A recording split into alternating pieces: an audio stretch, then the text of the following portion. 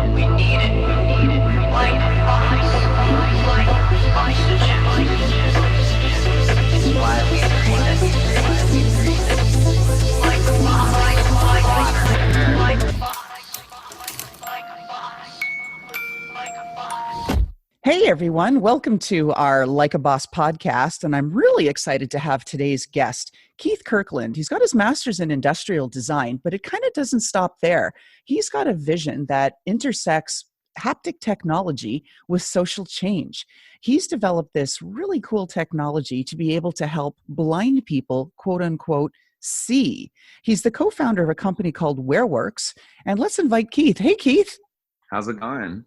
Hey, Keith, we're so excited to have you here because there are 8 to 9 million blind people within the U.S. alone, and we've heard that 2/3 of them are women. So we want to hear all about what you're doing. Yeah, that's true. And, like when you look at the statistics in particular, and you look at the visually impaired community, which also isn't totally blind, the numbers are even higher. They're almost at like 21 million here in the U.S.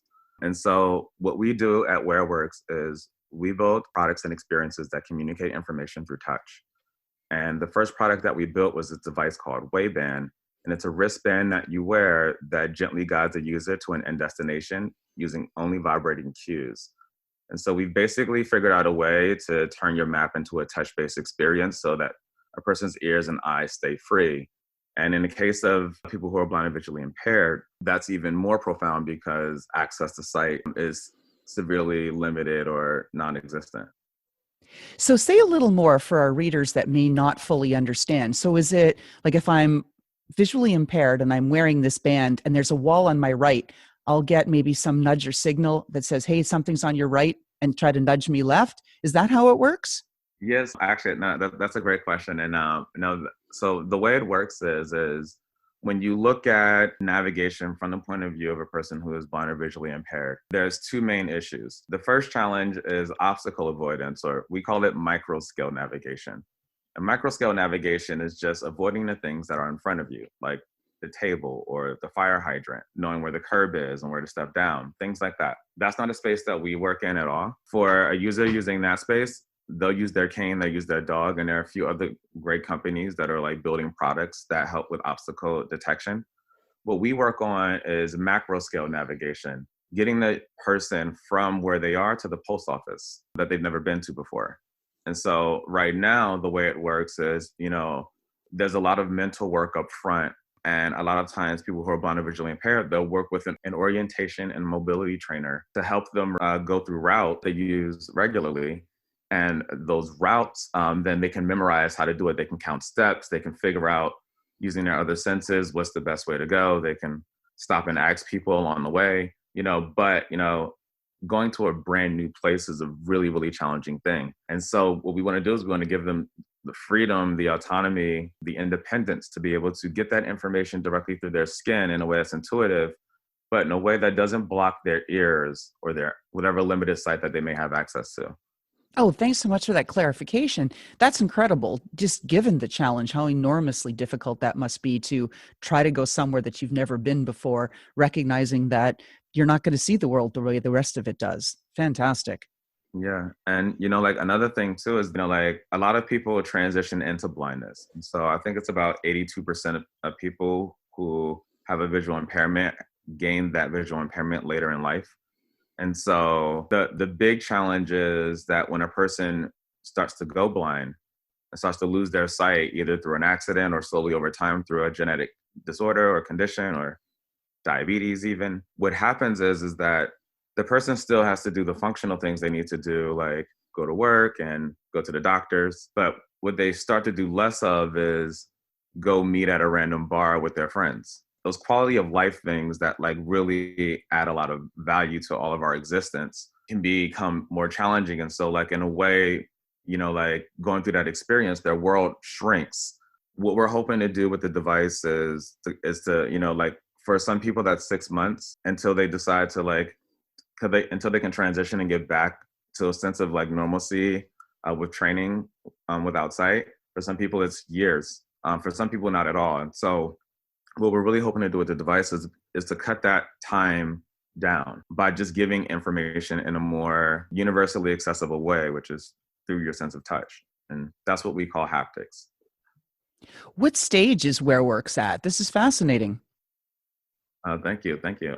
Our stage right now is we're pre-product. We're manufacturing right now. We're fundraising. And so we have about 92% of our round closed, but we're still looking for a few strategic investors to come in on board. We built out the team. We just got everybody in place. And so that's been fantastic. And right now what we're doing is we're at a space of software development on the back end, getting ready for a kind of like scale and fixing a lot of the challenges that we've been working through since the marathon occurred. And so back in 2017, we built a version of the waistband, and that waistband was able to help the first person who was blind to run in the New York City Marathon without sighted assistance for 15 miles. So, like through that 15-mile journey, we realized that while we proved that the technology does work, we also found that for an everyday user experience, there are a lot of things that need to be worked on.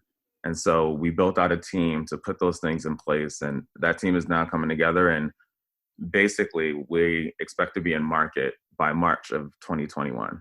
And, we're setting up pilots right now. Perfect. Now, what about collaborations? Are you also seeking additional collaborations?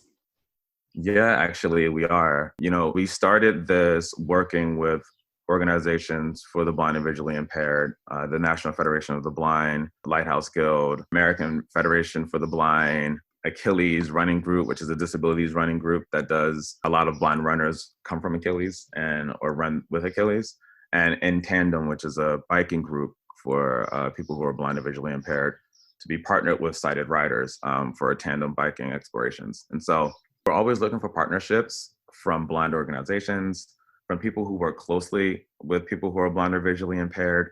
We also see that the device that we built works just as well for the sighted community as it does for the blind community. And that was very intentional. That was actually at request. When we talked to the National Federation of the Blind, they told us, don't build a blind device. Build a device that everybody can use that's optimized for the blind experience. And even if the technology is really helpful to the end user, if it doesn't fit in and make them feel like they fit in, it's not going to be something that they use. And we took a lot of that into deep consideration.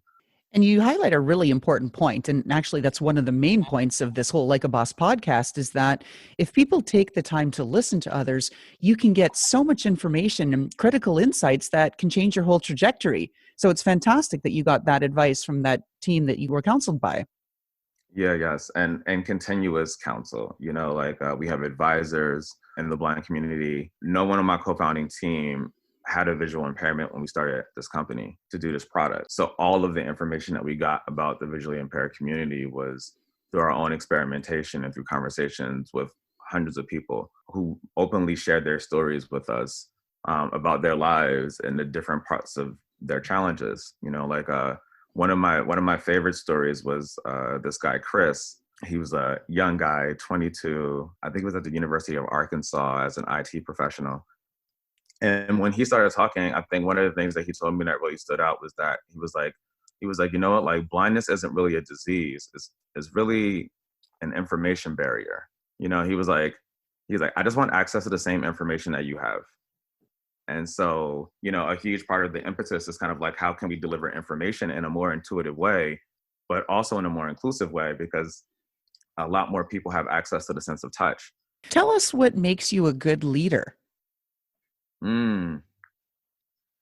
What makes me a good leader? I don't know. Honestly, am I a good leader? Well, I would think you are. Look what you've achieved so far.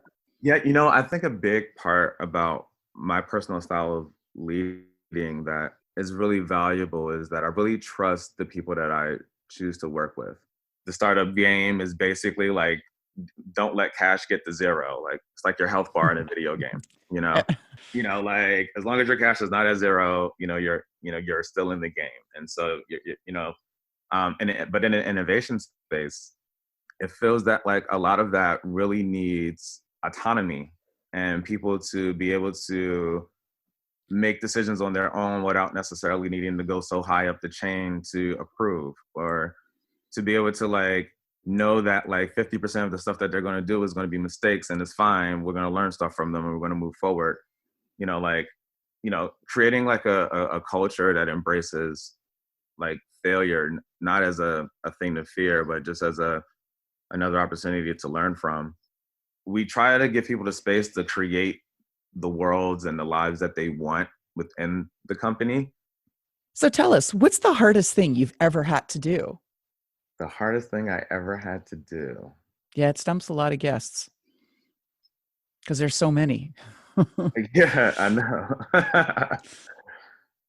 I think the hardest thing I had to do was when I realized that mechanical engineering, after working 6 years to get a degree, wasn't really exactly or totally what I wanted to do. And I decided at the time I wanted to be a shoemaker. And so I went back to school and I went to FIT, the fashion school, to learn how to make shoes. I think that process for me was very challenging, like the loss of prestige. And Most founders have some like direct connection. And here with Wear.works, it doesn't sound like you're visually impaired. So why do you do this? What motivates you? the first thing that really like drives me around this is like I just feel a responsibility to make the greatest impact that I can in my lifetime. I was born and raised in Camden, New Jersey. A lot of poverty, a lot of crime. A lot of my friends, like didn't necessarily like make it out of those spaces, and there was a lot of pain involved in that for me personally. And I feel that the more people I can impact, the more value the pain that I went through personally has for this world. The less the pain cost me personally. That was so beautifully answered. Oh my God. Stop there. Just stop there. Like that was just like, I had goosebumps. I'm like, oh, okay. Regroup. So Keith, we all have bad days and it sounds like you've had more than your share. What gives you the strength to keep going? I think the thing that makes my bad days not so bad is that I'm doing something personally that I believe is worth all the effort and all the work that it's going to take to actually bring it into fruition. The startup journey is long. Any journey is long, actually. Like life is hard. And I realized that like life is hard for everybody. Like if you were rich, life is hard because who knows, your parents weren't really there because they were too busy making money. You were poor, life is hard because you didn't have any money. Like life is hard for everyone. Everyone perceives their life as hard. If you could change anything from your past, say I gave you a magic wand and I said, Keith, you got to change one thing. Would you change anything? Maybe. There's one thing I've definitely thought about changing. When I was 27, I used to be kind of like a monkey and I like to climb and flip off of stuff. I did a lot of martial arts and, acrobatics. And I was flipping off a scaffold and I injured my back because it was nighttime and the scaffold was painted black. And there was a bar there that I didn't see that I thought was an opening and my back smashed into it. Ooh. And that created herniated discs, which created me not being able to weightlift anymore, which then had me doing pull-ups, which had me doing them improperly, which created 2 shoulder surgeries. So it's like, I feel like there was a physical decline moment where that happened, like starting from there. But then I'm not sure if I would change that. Like I still have back challenges, and I've worked through them with a lot of Pilates and yoga.